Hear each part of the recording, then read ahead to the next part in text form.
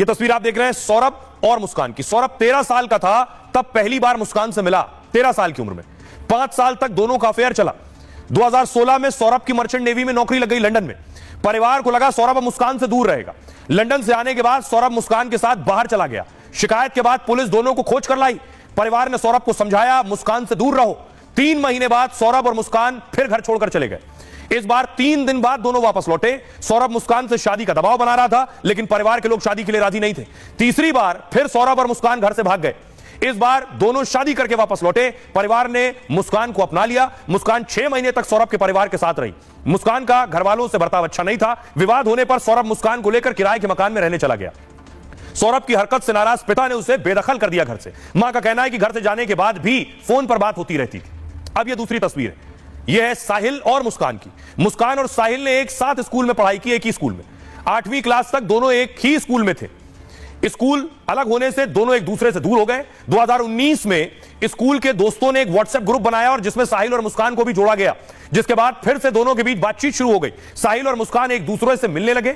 साहिल मुस्कान के घर भी आने जाने लगा। सौरभ मर्चेंट नेवीज में काम करता था, 9 से 10 महीने विदेश में रहता था। और सौरभ को जब दोनों के रिश्ते के बारे में जानकारी मिली, सौरभ तब मुस्कान को तलाक देना चाहता था, लेकिन परिवार ने समझाकर मामले को शांत कराया। इस बार सौरभ के लंदन से आने से पहले ही प्लान बन चुका था। मुस्कान सौरभ ने मिलकर उसकी हत्या कर दी। जेल में बहुत बेचैनी हो रही है मुस्कान को इस वक्त। जेलर बता रहे हैं ना नींद आ रही है ना भूख लग रही है। बहुत अजीब सा लग रहा है उसे। जेल में साहिल से मिलना चाहती हूं, उसने कहा है। मेरे पापा मम्मी मुझसे बहुत नाराज हैं, वो मुझसे बात नहीं कर रहे हैं। 4 दिन में घर से कोई मिलने तक नहीं आया है। वो मेरा मुकदमा भी नहीं लड़ेंगे, मुस्कान का कहना है। ऐसे तो मैं कोर्ट में अपनी बात नहीं रख पाऊंगी, इसलिए मुझे एक सरकारी वकील मुहैया कराया जाए।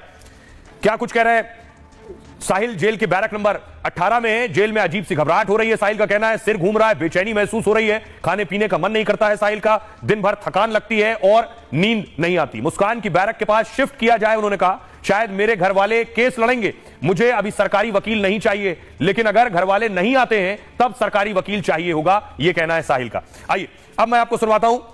यह तस्वीर आप देख रहे हैं साहिल, सौरभ और मुस्कान की, और यह तस्वीर आप देख रहे हैं साहिल और मुस्कान की। आइए दोनों के बारे में आपको बताऊं कि ये तीनों एक दूसरे को पहले से जानते थे। मैं आपको सुनवाता हूं, सुनिए जरा क्या कुछ कह रहे हैं जेल के एसपी।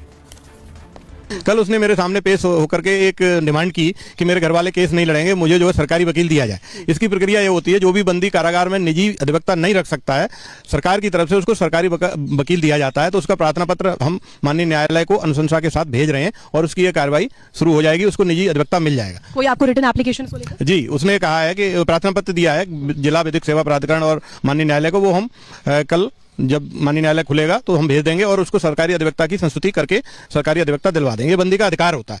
बाकी जो डिमांड्स हैं जेल में, जैसे कि नशे की डिमांड्स, ऐसा कुछ नहीं। कारागार में नशा मिल नहीं सकता। यहाँ पर नशा मुक्ति केंद्र है, उसके माध्यम से उसका उपचार किया जा रहा है। और जो नशे के विड्रॉल सिम्टम आते हैं, उन दोनों को सिम्टम थे तो चिकित्सक के द्वारा उनको दवाई दिलवाई जा रही है। 10 से 15 दिन में नशे की आदत छूट जाएगी।